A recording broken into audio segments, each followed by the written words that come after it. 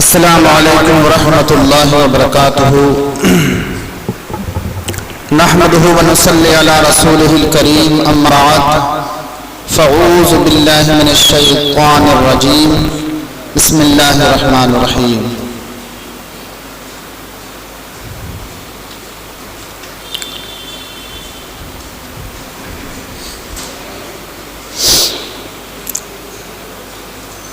حضرات محترم، کچھ بیان کرنے سے قبل حضور کی بارگاہ میں جھوم جھوم کر درود پاک پڑھ لیجئے۔ اللہم صلی علی سیدنا و نبینا و مولانا محمد مبارک وسلم صلو علیہ وسلم صلاۃ و سلام علیک یا رسول اللہ صلی اللہ تعالی علیہ وسلم۔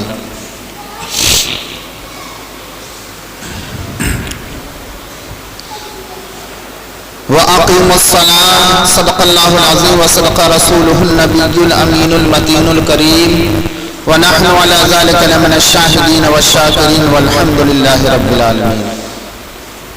حضرات محترم،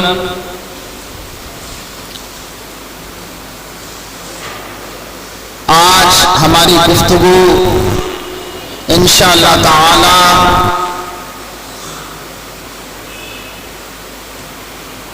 نماز کی اہمیت اور بالخصوص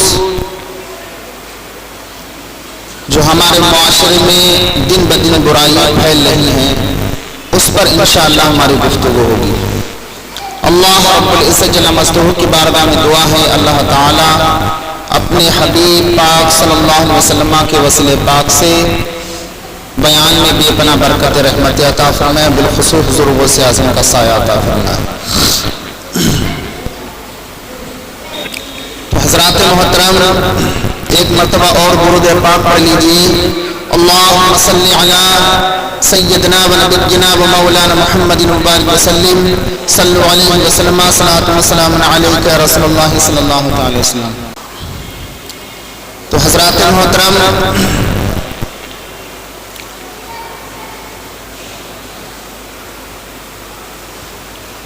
درود پاک ایک مرتبہ اور پڑھ لیجیے۔ اللہم صلی علی سیدنا و نبینا و مولانا محمد مبارک وسلم صلو علیہ وسلم صلاۃ و سلام علیک یا رسول اللہ صلی اللہ تعالی علیہ وسلم۔ حضرات محترم، اللہ رب العزت جل مجدہ قرآن مقدسہ کے اندر ارشاد فرماتا ہے وَأَقِیمُوا الصَّلَاةَ، نماز قائم کرو، نماز پڑھو۔ بے شک نماز بے حیائی اور بری باتوں سے روکتی ہے، نماز انسان کو نیک بناتی ہے، نماز انسان کو پاک صاف بناتی ہے، نماز کی برکت سے انسان کا جسم صاف اور ستھرا رہتا ہے، نماز کی برکت سے انسان کا قلب صاف اور ستھرا رہتا ہے، نماز کی برکت سے انسان کا ذہن صاف اور پاک رہتا ہے، نماز کی برکتیں دنیاوی یہ ہیں کہ نماز کی برکت سے اس کا بدن، اس کا لباس، اس کا پورا جسم صاف رہتا ہے، وہ گندگی غلیظ سے بچتا ہے، یہاں تک کہ اگر کسی مقام سے اس کا گزر ہو اور اسے معلوم ہے کہ پانی آ رہا ہے، اگرچہ وہ صاف و شفاف پانی ہو لیکن اپنے بدن کو، اپنے لباس کو بچاتا ہے۔ تو نماز کا جو ظاہری فائدہ ہے وہ یہ کہ اس کا بدن پاک و صاف رہتا ہے، اس کے کپڑے پاک و صاف رہتے ہیں، اور نماز کا باطنی فائدہ یہ ہے کہ اس کا قلب صاف ہو جاتا ہے، اس کا من ستھرا ہو جاتا ہے نماز کی برکت سے۔ لیکن آپ یہ کہیں گے کہ بعض نمازی ہیں لیکن ان کا من ستھرا نہیں ہے، ان کا لباس ستھرا نہیں ہے، ان کا ذہن ستھرا نہیں ہے، تو پھر یہ ان کی کمی ہے۔ کیوں کہ نماز ایک ایسی عبادت ہے، ایسی اہم اور عظیم ترین عبادت ہے کہ اس کی برکت سے من بھی صاف ہوگا. حضور کی بارگاہ میں باقاعدہ طور لوگوں نے شکایت کی یا رسول اللہ وہ نماز پڑھتا لیکن پھر بھی برائی کرتا ہے, نماز پڑھتا لیکن پھر بھی برائی کے تہمے میں لگا رہتا. تو سرکار نے کہا ایک دن وہ انشاءاللہ ضرور نیک راستے پہ آ جائے گا. پھر کچھ دن کے بعد خبر یہ ملی کہ وہ واقعی نیک ہو گیا. تو ہم نماز پڑھیں انشاءاللہ اس کی برکت ہمیں ضرور نصیب ہوگی. اب مسئلہ یہ آیا ہے کہ ہم اب نماز پڑھتے ہیں لیکن کیا ہم اپنے بچوں کو نماز کا حکم دیتے ہیں کہ نہیں؟ کیا ہم نماز پڑھتے ہیں؟ کیا ہم اپنے پڑوسی کو نماز کے لیے کہتے ہیں کہ نہیں؟ ہم نماز کے لیے آتے ہیں کہ ہم اپنے گھر والوں کو صبح کے وقت جگاتے ہیں کہ نہیں جگاتے؟ ہم نماز پڑھتے ہیں کہ ہمارا پڑوسی نماز پڑھتا ہے, ہم نماز پڑھتے ہیں کہ ہمارا دوست جو ہمارے ساتھ اٹھتا بیٹھتا ہے وہ نمازی ہے کہ نہیں ہے. ہمیں یہ دیکھنا ہے. اگر ہمارا دوست ہمارے ساتھ اٹھتا بیٹھتا ہے, شادی کے فنکشن میں ہمارے ساتھ جاتا ہے اور دوسری جو تقریبات ہوتی ہیں وہ ہمارے ساتھ جاتا ہے, ہمارے ساتھ اٹھتا بیٹھتا ہے, کھاتا پیتا ہے لیکن نماز نہیں پڑھتا, تو ہمیں اپنے ساتھی کو نمازی بنانا ہوگا, ہمیں اپنے دوست کو نمازی بنانا ہوگا. ہم جس طرح سے دوسرے معاملات میں اس سے مشورے لیتے ہیں, اس کو لے کر کے جاتے ہیں, اس سے اپنا کام نکالتے ہیں, تو نماز کے متعلق بھی ہمیں سے کہنا ہوگا کہ بھائی آپ نماز نہیں پڑھتے, آپ نماز پڑھو. اگر آپ نماز نہیں پڑھیں گے تو آپ کے یہاں آنا چھوڑ دیں گے, آپ کے یہاں بیٹھنا چھوڑ دیں گے, آپ کے یہاں کھانا پینا چھوڑ دیں گے. اگر ہم نے یہ مشغلہ اختیار کیا, ہماری یہ طرز زندگی رہی, تو انشاءاللہ دوست آپ کا ہوگا اور بے نمازی ہو ایسا ہو نہیں سکتا, انشاءاللہ وہ بھی نمازی ہوگا. لیکن ہم نماز تو پڑھ لیتے ہیں لیکن ہم اپنے دوست سے نہیں کہتے ہیں. یہاں ہمارا ٹاپک دوست نہیں ہے بلکہ ہمارا ٹاپک ہے اپنا پریوار, اپنے گھر کے فرد افراد, اپنے گھر کے لوگ, اپنی ماں اور بہنیں, اپنی بیٹے بہویں. ہم نماز پڑھتے ہیں لیکن ہم اپنے بہوؤں سے نماز کے لیے نہیں کہتے, اپنی بیٹیوں سے نماز کے لیے نہیں کہتے, اپنے بیٹوں سے نماز کے لیے نہیں کہتے. تو آج نماز کے لیے نہ کہنا, ان کو نماز کی تلقین نہ کرنا اتنا بڑا فتنہ بن چکا ہے, اتنا بڑا فتنہ بن چکا ہے کہ تقریباً 10 لاکھ مسلم لڑکیاں مرتد ہو گئی. 10 لاکھ لڑکیاں, اس سے زائد مسلمان لڑکے مرتد ہو گئی, اسلام چھوڑ دیا. کیوں بھائی؟ انہوں نے مذہب اسلام کو کیوں چھوڑا؟ ارے مذہب اسلام تو سب سے پاک اور خالص مذہب ہے, سب سے پوتر مذہب ہے, اللہ کے نزدیک سب سے محبوب اور پسندیدہ مذہب ہے. لیکن یہ پسندیدہ مذہب ان نوجوان مسلمان لڑکیوں نے کیوں چھوڑ دیا, وہ کیوں مرتد ہو گئی؟ وہ صرف اس وجہ سے کہ ہم نے کبھی اپنے اسلام کے بارے میں اپنے بچوں کو بتایا ہی نہیں, اور بتاتے کہاں سے, خود علم ہی نہیں تھا. کم سے کم اگر ہم نماز کا ماحول قائم رکھتے اپنے مکانوں پر تو وہ مسلمان بچے مرتد نہ ہوتی. کیوں؟ اس لیے کہ جب کسی ہندو مذہب کے لڑکے نے ان کو انوائٹ کیا, ان کو بلایا اپنی جانب, ان کو کھینچا, ان کو برہلایا, وہ بغیر کسی تعامل کے, بغیر کسی سوچ و فکر کے ان کے ساتھ چلی گئی, ان کی بات مان لی. چونکہ انہیں دکھ رہا ہے کہ مذہب اسلام میں کوئی ایسی خوبی نظر آتی ہی نہیں ہے, کیونکہ ہمارا باپ نماز پڑھتا نہیں, ہماری ماں نماز پڑھتی نہیں, اسلام کے اندر کوئی خوبی ہمیں نظر آتی نہیں. تو جیسے وہ ہندو مذہب کے لوگ رہتے ہیں بغیر اس کے, تو ہمیں بھی کیا دکھتا ہے کہ نہ ہمارے ماں باپ نماز پڑھتے ہیں, نہ روزہ رکھتے ہیں, نہ کوئی اسلامی ماحول ہے. جیسے ہندو رہتے ہیں ویسے ہمارے ماں اور باپ رہتے ہیں. تو پھر فرق کیا ہوا؟ تو پھر فرق کیا ہوا؟ تو وہ جب یہ فرق دیکھتے ہیں نوجوان بچے یا بچیاں, تو وہ پھر کنورٹ ہو جاتے ہیں. چونکہ اگر ہم نے فرق امتیاز پیدا کیا ہوتا تو آج کی مسلمان لڑکیاں یہ قدم نہ اٹھاتی. اگر ہم نے صبح کے وقت فجر کی نماز پڑھی ہوتی اور رب کی بارگاہ میں دعائیں کی ہوتی اور کھول کے قرآن پاک پڑھا ہوتا اور اس میں سورہ قل یا ایھا الکافرون کی تلاوت کی ہوتی اور نیچے اس کا ترجمہ بھی پڑھا ہوتا تو وہ ضرور امتیاز کرتی ہاں کہ اسلام مذہب کتنا پیارا اور پوتر مذہب ہے. چونکہ اسلام کے اندر سب سے پہلے کلمہ توحید کا اعلان کیا جاتا ہے. کوئی ساری زندگی عبادت کرتا رہے, روزے رکھتا رہے, لیکن کلمہ توحید کا اقرار نہ کرے, کیا اس کی نماز قبول ہوگی؟ سب سے پہلے لا الہ الا اللہ محمد رسول اللہ, سب سے پہلے کلمہ توحید ہے. اور کلمہ توحید میں اس بات کا اعلان کیا جاتا ہے, بتایا یہ جاتا ہے کہ اللہ کے سوا کوئی معبود نہیں, محمد صلی اللہ علیہ وسلم اللہ کے رسول ہیں. سارے معبودان باطلا کا اس میں رد بلی کیا جاتا ہے. اس کے بعد میں کہا جاتا ہے ایک اللہ کی عبادت کرو اور جو سچے پیغمبر رسول ہیں ان کی اتباع کرو, ایک اللہ کو مانو, ان کی اتباع کرو, تو یہ سچا مذہب اسلام ہے. اس کے بعد ہے نماز, اس کے بعد ہے روزہ, اس کے بعد ہے حج, اس کے بعد ہے زکات. سب سے پہلے کلمہ توحید ہے. لیکن ہم نے اپنے بچوں کو کچھ بھی نہیں بتایا. اللہ اکبر, 10 لاکھ مسلم بچے مرتد ہو گئے,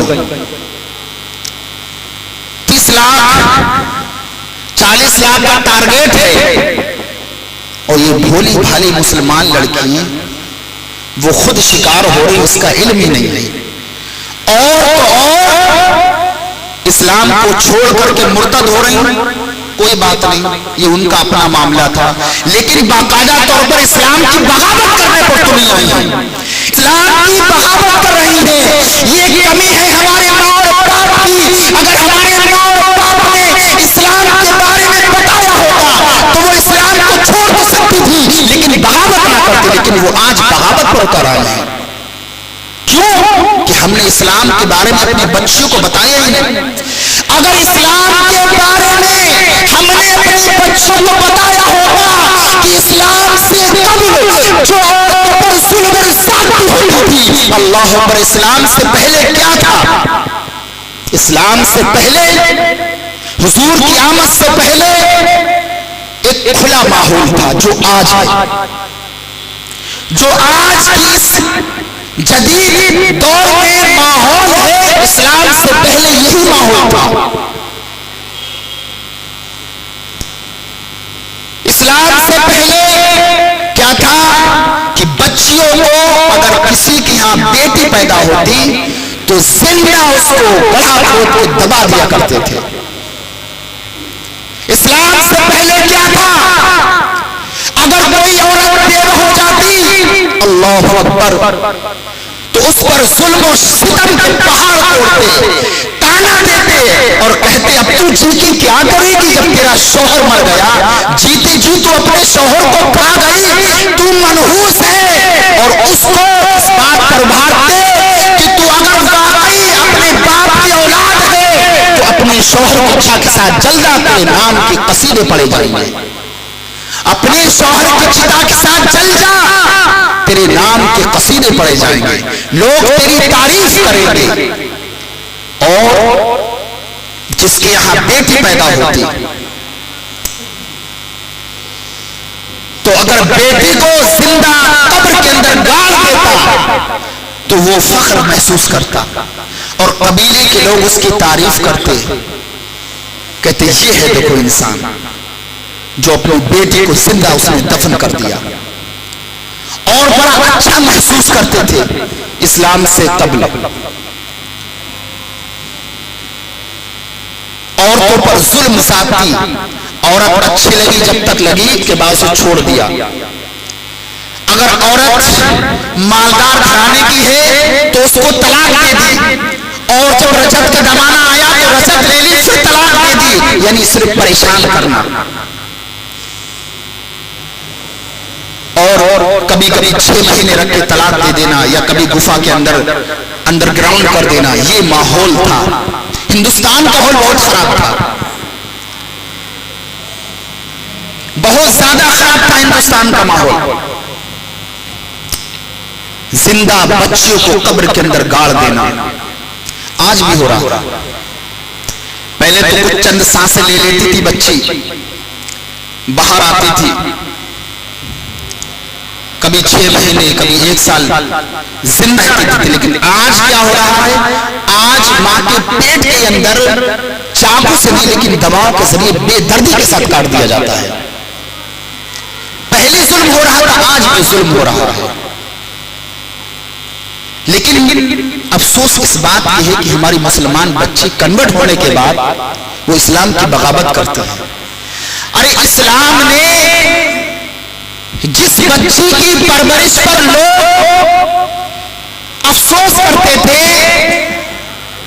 اور آر محسوس کرتے تھے، اللہ کے حبیب نے آنے کے بعد اسی بچی کی پرورش پر بے شمار حدیث مبارکہ فرمائے کہ جس نے اپنی بچی کی 2 بچی کی حفاظت کری، پرورش کر کے شادی کر دی، اللہ اسے جنت میں بہترین جگہ عطا۔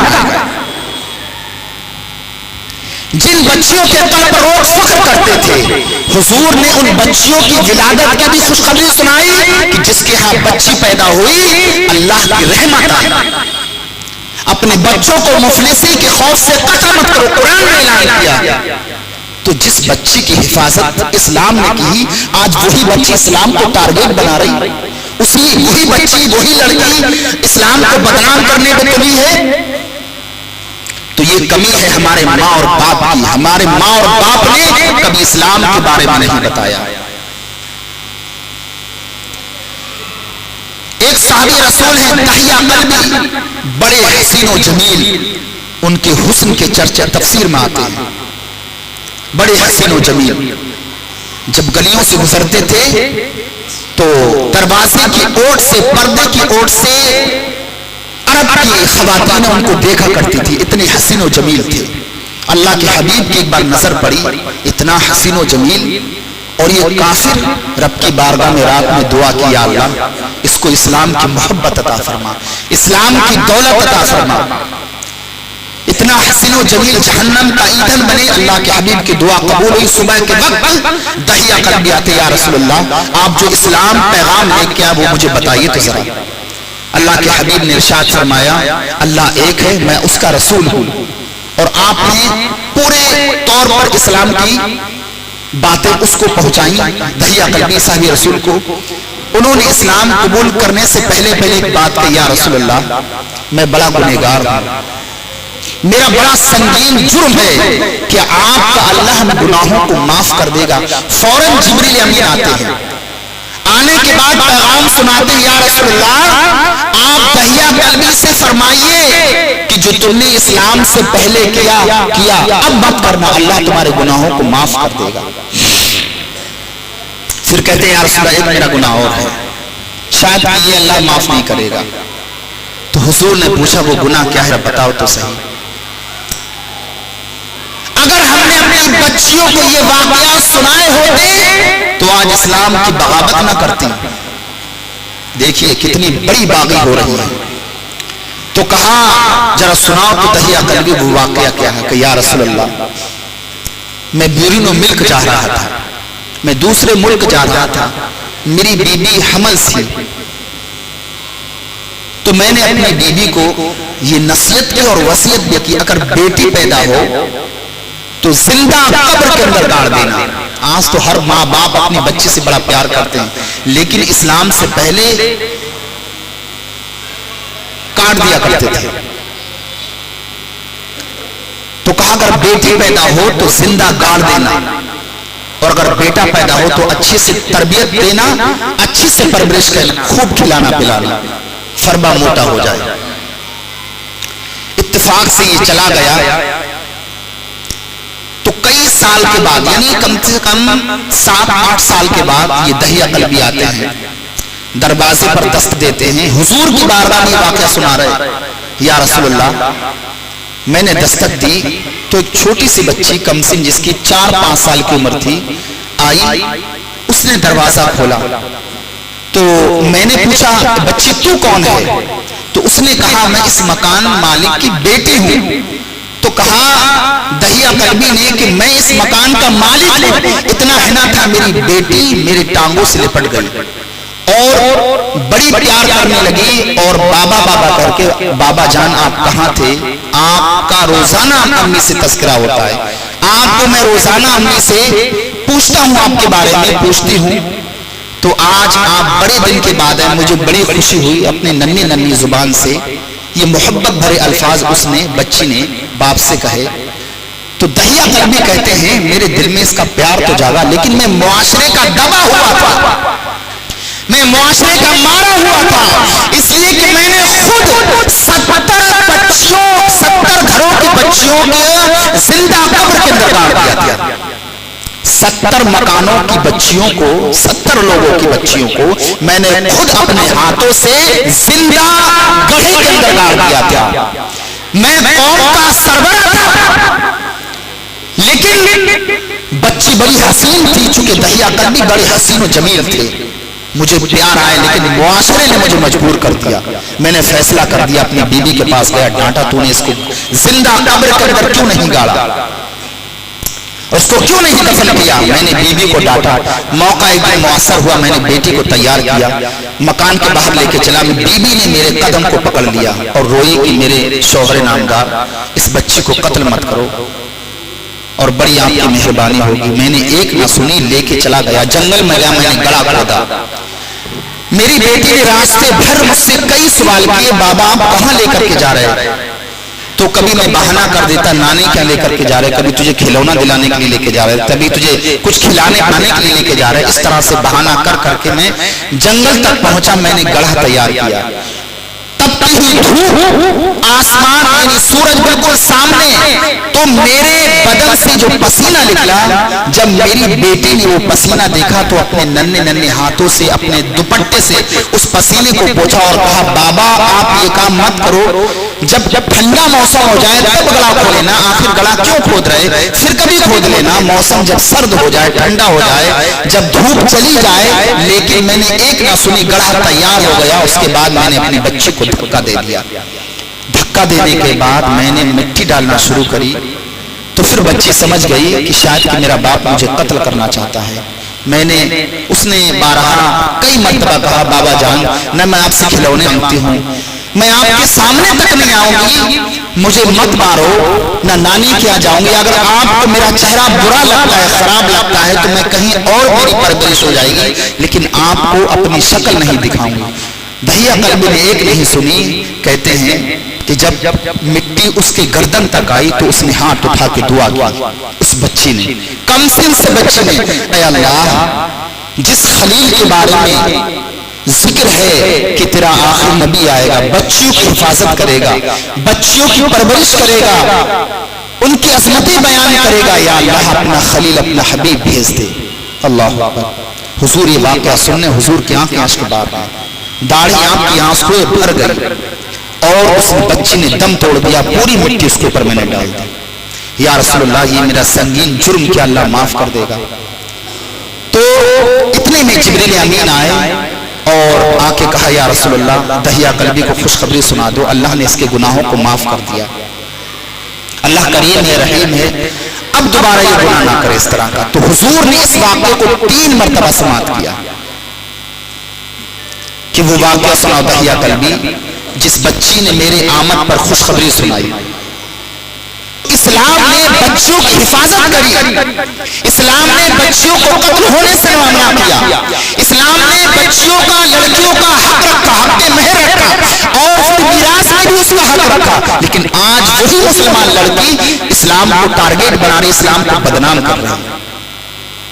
ایک اور واقعہ سنیے, ایک اور صحابی رسول ساسا بن ناجیہ کہتے ہیں یا رسول اللہ کیا اسلام سے قبل اگر کوئی انسان نیک عمل کرے اللہ کی بارگاہ میں قبول ہوتا ہے؟ تو اللہ کے حبیب نے ارشاد فرمایا اے ساسا بن ناجیہ تو وہ منظر کیا ہے, وہ واقعہ کیا ہے, وہ سناؤ تو صحیح. کہا یا رسول اللہ ایک دن میری 2 حاملہ اونٹنی 10 مہینے کی حاملہ اونٹنی گم ہو گئی, 10 مہینے کی حاملہ اونٹنی گم ہو گئی. تو میں ایک تیسرے اونٹ پر سوار ہو کے سرخ اونٹ پر میں اپنی اونٹنی دینے کے لیے گیا دور قبیلے میں کہ میری اونٹنی نہیں مل رہی ہے، 10 مہینے کی حاملہ اونٹنی ہے۔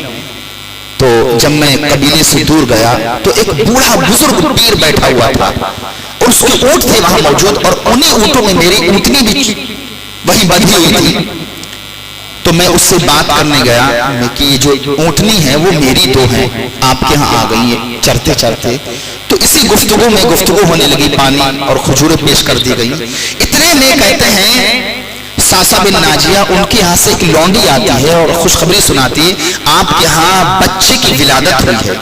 تو وہ بوڑھا پیر بولتا ہے ذرا دیکھ کے آؤ کہ بیٹی ہوئی یا بیٹا۔ تو میں نے اسے معلوم کیا بیٹا ہوا تو پھر کیا کرو گے اور بیٹی ہوئی تو کیا کرو گے؟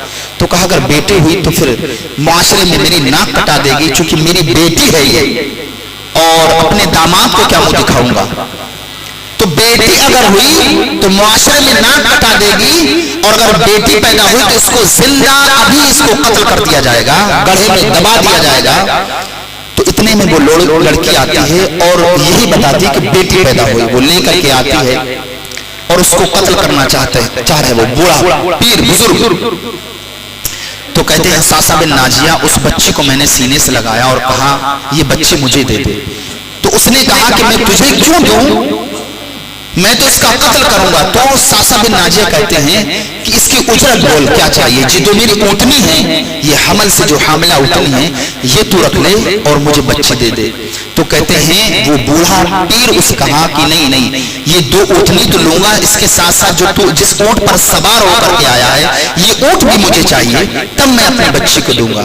تو کہتے ہیں ساسا بن ناجیہ وہ بھی میں نے اونٹ اس کو دے دیا، 3 اونٹ دے کر کے میں بچی لے کے آیا، میں گھر لایا، اس کی پرورش کی، وہ مجھ سے کھیلتی تھی، بابا بابا کہتی تھی، داڑھی سے کھیلتی تھی، پیار کرتی تھی۔ یا رسول اللہ، پھر مجھے اس نیکی کا چسکا لگ گیا، مجھے محبت آئی اور پیار جاگا، اور جہاں بھی بچیوں پر ظلم ہوتا، جہاں بھی بچیوں کو قتل کر دیا جاتا، میں ان قبیلوں میں جاتا، پوچھتا لوگوں سے، محنت مشقت کرتا، جتنی بھی میری رقم کی جمع پوری تھی میں نے 360 بچیوں پر خرچ کر دی۔ یا رسول اللہ، میں نے اس طرح سے 360 بچوں کی پرورش کی، آج میرے یہاں 360 بچیاں پلتی ہیں، وہ جوان ہو گئی۔ یا رسول اللہ، یہ میرا عمل اللہ کی بارگاہ میں قبول ہوا، اللہ کے حبیب کی آنکھیں اشکبار ہیں۔ کہا اے ساسا بن ناجیہ، اللہ کا کرم ہے، انہی بچیوں کی پرورش کی برکت ہے کہ اللہ نے تجھے اسلام کی محبت، اسلام کی دولت عطا فرمائی۔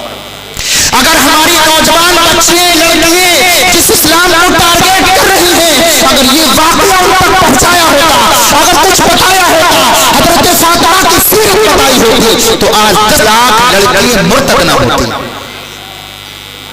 اور سب سے بڑی بنیاد یہ ہے کہ ہم اپنے معاشرے میں اسلامی کلچر کو نہیں اپنا رہے ہیں، ہم نے ماحول کو اپنایا انگریزوں والا۔ بچے کے بھی برتھڈے ٹو یو اور تالیاں بجاتے ہیں اور اگربتی سلگاتے ہیں، موم بتیاں، اور پھر کیک کاٹتے ہیں۔ کاش کہ یار تم نے اس موقع پر، سالگرہ موقع پر حضور غوث اعظم کی فاتحہ دلائی ہوتی، یا حضرت سیدہ فاطمہ کی فاتحہ دلائی ہوتی، اور اس پر ایک کتاب گفٹ کی ہوتی، تو کاش کہ آج مسلمان لڑکیاں مرتد نہ ہوتی۔ یہ ذمہ دار ہماری آپ کی ہے، ہم ہر ایک فرد اپنے گھر سے کھڑا ہو اور ہر نوجوان لڑکا یہ اپنے اندر محبت پیدا کرے، اسلام کا درد پیدا کرے۔ اگر کہیں بھی مسلمان لڑکی کسی ہندو مذہب لڑکے سے بات کرتے ملے، ہم اس کو روکیں، اس کو منع کریں کہ بھائی یہ کیا کر رہی ہے۔ اور سب سے پہلے تو ہم اپنے گھر پہ یہ ماحول قائم کریں، ہم اپنے گھر پہ اپنے بچوں کو نماز کی تلقین کریں۔ ہم نے طور طریقہ بنا رکھا ہے کافر جیسا، ہم نماز پڑھی نہیں، بچے دیکھتے یار اسلام میں تو کوئی خوبی ہے نہیں، تو ہم پھر اسلام میں رہ کے کیا کریں گے۔ اور ایک بات، آج ایک اور وجہ ہے، بہت ہی مارکیٹ بات کہتا ہوں، کچھ لوگوں کو تکلیف ہوگی، ہوئے ہمیں سے کوئی مطلب نہیں۔ شادیوں میں یہ لمبے خرچ، یہ بڑے بڑے خرچ، یہ آج مسلمان لڑکیاں کنورٹ ہو رہی، اس کی ایک بڑی وجہ یہ بھی ہے، یار 25 سال ہو گئی لڑکی، 30 سال ہو گئی، باپ کے پاس ہے نہیں، نوجوان لڑکیاں بیچاری ان کی عمر ڈھل رہی ہے، باپ کے پاس 10 لاکھ نہیں، کہاں سے شادی کرے گا؟ چونکہ شادی اتنی کٹھن کر دی ہیں، اتنی مشکل کر دی ہیں کہ آج نوجوان सोचती है यार 100 रुपए एक पेपर खरीदेंगे, कन्वर्ट हो जाएंगे, 100 रुपए में शादी हो जाएगी, तो हम क्यों मजहब इस्लाम को अपनाएं, क्यों उसमें रहें? ये क्या मुसलमान इसका जिम्मेदार नहीं है? अरे बोलो, मुसलमान जिम्मेदार नहीं है? अरे जिस मुसलमान भाई ने अपनी बेटी की शादी में 30 लाख 50 लाख खर्च किया, 20 लाख खर्च किया, अपनी बेटी की शादी में 10 लाख खर्च किया होता और 10 लाख बचा के गरीब बच्चों की 3 गरीब बच्चों की शादी करनी होती, तो आज ये दिन देखने को न मिलता। गलत तो नहीं कह रहा हूं, गलत कह रहा हूं, मेरी जुबान काट लेना। तो कहीं ना कहीं हमारी कमी है। शादी को आम करो, ये जो खर्च शादी में लंबा लंबा है इसको खत्म करो, और हर अमीर से मेरी गुजारिश है कि वो जिम्मा उठा ले। अरे हज मत करे यार, ये उम्रा हज तेरा हो सकता ना कबूल हो, लेकिन अगर तूने गरीब बच्चे की शादी में हिस्सा ले लिया तो मेरा दिल कहता है अल्लाह ताला हज को भी कबूल कर लेगा। टारगेट बनाइए आप, इंशाअल्लाह अगर अल्लाह ने आपको दौलत दी है, मैं तो हर गरीब अमीर से ये बात कहता हूँ, अगर अल्लाह ने आपको दौलत दी, आप 1500 रुपए 15,000 रुपए मंथली कमा रहे हैं, आप ये सहन बनाइए 1,000 रुपए हम एक गरीब बच्ची के लिए गोलक बनाएंगे, उसमें डालेंगे, और जब एक साल में 10,000 हो जाएंगे या 12,000 हो जाएंगे, जब हमारे पास ज्यादा रकम आई 15,000 हो जाएंगे, एक मुहिम बनाई जाएगी, मुहिम बनाई जाए, वो रकम जमा की जाए और साल में कम से कम ये टारगेट बनाया जाए कि इंशाअल्लाह 25 बच्चों की शादी का माहौल बनाएंगे, कि साल में 25 गरीब बच्चों की शादी करना है, इस मोहल्ले में बनाया जाए, मुहिम बनाई जाए, इंशाअल्लाह से मुसलमान लड़की करबट नहीं होगी। मजबूरी है मुसलमान लड़कियों की, 35 साल की होगी, 40 साल की होगी, शादी के नाम निशान नहीं, बाप बेचारा गरीब है, ताले बनाता वो कहां से लाएगा? 10 लाख रुपया उसके पास नहीं है। तो इसलिए और टारगेट है 30 लाख। इसमें दो बात मैं नोट करके लाया हूं। सबसे बड़ी वजह है नफ्सानी ख्वाहिशात, चूंकि इस्लाम बहुत सारी बातों से मना करता है, लेकिन हमें बच्चियों को न सीरत फातिमा बताई न कुछ सिखाया। इस्लाम नफ्सानी ख्वाहिशों पर वो आमादा है, इसलिए इस्लाम छोड़ रहे हो। दूसरी वजह माँ बाप की लापरवाही। माँ बाप की लापरवाही क्या? या तो हॉस्टल में पढ़ रही है या फिर यहाँ से स्कूटी से जाती है, स्कूल का टाइम है सुबह 8 बजे से 1 बजे तक, अब वो आ रही है शाम के 5 बजे। यार तुमने एक बार नहीं पूछा बेटा ये 4 घंटे तू कहाँ बिताती है? एक बार तो पूछ लिया होता, लेकिन नहीं मेरे माँ बाप। उसके बाद में अब जब बच्ची इस्लाम छोड़ के कन्वर्ट हो गई, अब ये साहब कोमा में जा रहे हैं, कहीं कहते हैं हम कोमा में जा रहे हैं, हमारा दिल डूबा जा रहा है, हम परेशान हैं। तो ये परेशानी का सबब आपने खुद पैदा किया। दूसरी बात, तीसरी बात, इस्लाम को मुश्किल समझ रखा। वो कहती है इस्लाम, अरे इस्लाम गाने को मना करता है, इस्लाम पार्टी को मना करता है, इस्लाम जो है बुर्के में रहने के लिए कहता है। हम तो आजाद, हमारी जिंदगी हमारी लाइफ हम अपनी तरीके से गुजारेंगे, कभी कजन के साथ जाओ, कभी उसके साथ मत जाओ, कभी उसके साथ मत जाओ, लेकिन मजहब इस्लाम के अलावा चाहे जिसके साथ जाओ तो हम उसको अपनाएंगे। इस्लाम को उन्होंने मुश्किल समझ रखा। अगर इस्लाम के बारे में बताया होता कि अरे तू तो फातिमा की कनीज है, सैयदा फातिमा की जिंदगी कैसे गुजरी, पूरी पूरी रात मुसल्ले पर और दूसरों को भी दुआएं करते हैं, अल्लाह अकबर, कैसे आपने शौहर की खिदमत करी, आज मिसाल कायम है, कैसी बच्चियों की परवरिश की कि कुरान भी पढ़ रही है, इधर बच्चों की परवरिश हो रही है, आटा भी गूंद रहा है, गूंदा जा रहा है, लेकिन इधर कुरान की तिलावत हो रही है, नमाज भी 5 वक्त की हो रही है, सारे अरकान हो रहे हैं, अल्लाह उसके रसूल की फरमाबरदारी हो रही है, शौहर की फरमाबरदारी हो रही है, लेकिन किसी में कोई कमी नहीं। लेकिन आज सारी कमी है, चूंकि हमने अपनी बच्चियों को बताया नहीं। तो 40 लाख लड़कियों को शिकार बनाना है, जिसमें 10 लाख बन चुकी हैं। वजह माँ बाप की लापरवाही, अंधा प्यार, अंधा भरोसा, और तो और खुद मुस्लिम बेटियां इसकी शिकार हो रही हैं, खबरी नहीं कि हमारे साथ हो क्या रहा। आपको पता है कि बाज बच्चियां मुसलमान लड़कियों को कन्वर्ट करने के बाद में सऊदी अरबिया बेचा गया, बास नौजवान लड़कियों को कोठों पर बैठा दिया गया, जैसे पहले होता था بعض مسلمان بچوں کو اس دن شکار بنایا، حبس کا شکار بنایا، اس کے بعد ان کو بیچ دیا گیا، یعنی بری طریقے سے ان کی بیچی۔ اب وہ کیا کریں؟ ان کے لیے دو راستے ہیں، ماں باپ نے تو چھوڑ دیا، یا تو پھر موت ہے، یا انہیں کے ساتھ اسی ظلم کو سہنا ہے۔ تو بعض بزدل لڑکیاں ہیں تو موت کا شکار بن جاتی، بعض لوگ دلیر ہوتی ہے اسی کا سامنا کرتی ہیں۔ اور پہلی پہچان ان کا ٹارگٹ بنانے کا مقصد کیا ہے؟ کیسے لڑکا اس لڑکی کو کس طرح سے کہتا ہے اسلام سیکھنا چاہتا ہے۔ کوئی بھی ہندو لڑکا کسی مسلمان لڑکی کے جا کے سامنے کہتا میں اسلام سیکھنا چاہتا ہوں اور اسلام کی بہت میں عزت کرتا ہوں، اس سے رسپیکٹ کرتا ہوں، اسلام بہت اچھا مذہب ہے اور بہت ہی اچھے سے گائیڈ کرتا، باقاعدہ طور پر کہتا السلام علیکم ورحمۃ اللہ وبرکاتہ۔ چونکہ ان کا مشن ہے اور باقاعدہ طور پر آپ کو بتائیں کچھ ایسی موویز بھی ملی ہیں جس میں اسلام کو ٹارگیٹ بنایا ہے۔ تو اس لیے میری آپ سے مؤدبانہ گزارش ہے، حالانکہ میرے ذہن میں میٹر بھی اتنا ہے کہ میں ابھی 2-3 گھنٹے بیان کر سکتا ہوں، الحمدللہ اللہ سے توبہ کر کے کہتا ہوں، کوئی بڑا بول نہیں، ایک خاکسار انسان ہوں، چھوٹا سا انسان ہوں، لیکن میرا درد میرے سینے میں جو تکلیف ہے کئی دن سے کہ مطلب ایک ادنا سا مولوی، میں چھوٹا سا طالب علم، میں کہاں تک بیان کر کے کیسے یہ ہر گھر میں آپ اپنے بہن کو سمجھائیے، ہر گھر میں یہ اگر مہم چلائی جائے، سب سے پہلے نماز کی آپ پابندی ہو جائیے، آپ نماز اپنے گھر پہ پڑھیے، ساتھ میں بچے سو رہے ہو جگائیے تاکہ بچوں کو معلوم ہو کہ مذہب اسلام ہے کیا۔ بڑی آسانی سے لڑکیاں کنورٹ ہو رہی ہیں، تو سب سے پہلے نماز کی پابندی رکھیے، ہو سکے روزانہ گھر میں صلاۃ و سلام پڑھیے تاکہ ماحول جگمگاتا رہے، کوئی سوتا ہو تو جاگ جائے وہ بھی نماز پڑھ لے، سلام کی بلند آواز سے، کتنا پیارا لہجہ اس میں، کتنی مٹھاس ہے، یا نبی سلام علیکہ، یا رسول سلام علیکہ۔ جب یہ سلام گنگنائیں گے، اگر کوئی سوتا ہوگا تو انشاءاللہ ضرور بیدار ہو جائے گا، نماز کا عادی ہو جائے گا۔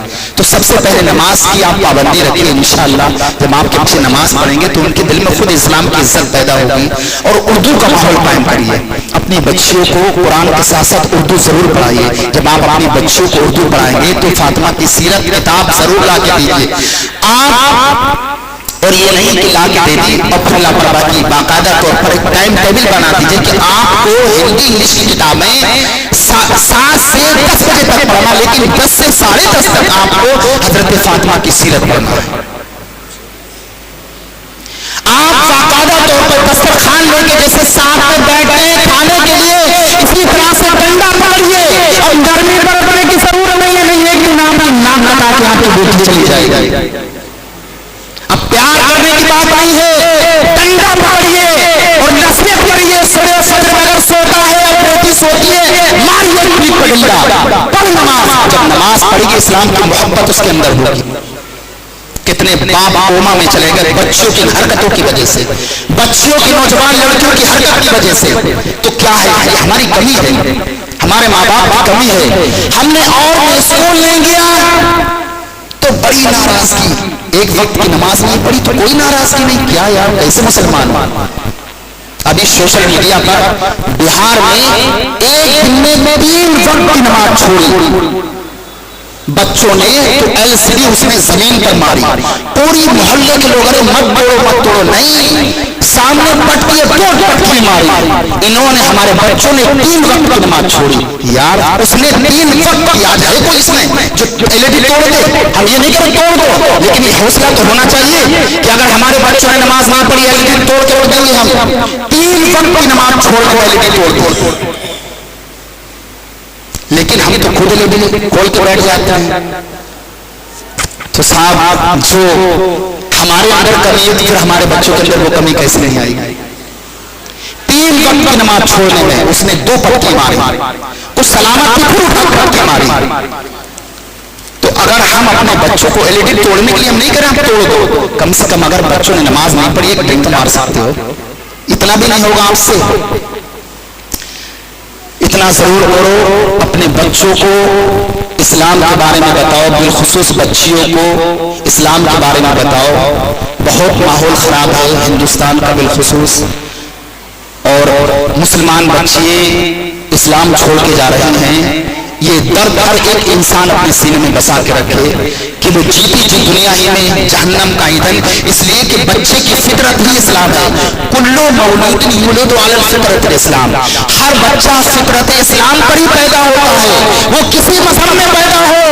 ارے یہ حدیث تک پہنچ جائے بچیوں تک کہ تیری فطرت ہی اسلام پر ہے، تو پھر تو مسلمان چھوڑ کر دوسرے مذہب میں کیوں جا رہی ہے؟ پھر جب اللہ نے فطرت اسلام پر رکھی ہے تو میری بہن تو اسلام چھوڑ کے کیوں جا رہی ہے؟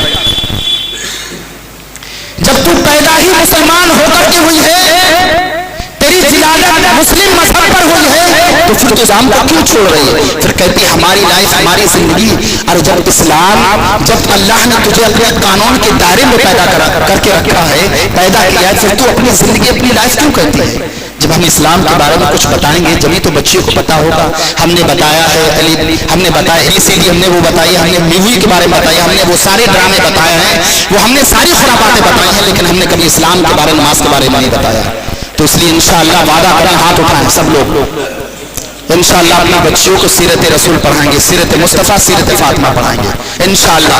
اور اگر نماز چھوڑی تو صبح ڈنڈا لگائیں گے، اور اگر بالکل نماز کا ماحول خراب کر دیا تو LED بھی توڑ دیں گے۔ کوئی نہیں ہاتھ اٹھانے والا اس میں، LED توڑ دیں گے۔ یہ اپنے دل میں جذبہ رکھیے انشاءاللہ۔ اللہ رب العزت کی بارگاہ میں دعا، اللہ تعالیٰ اپنے حبیب کے تصدق سے میرے بیان کرنے میں کوئی خطا خامی ہو گئی ہے معاف فرمائے۔ السلام علیکم ورحمۃ اللہ وبرکاتہ۔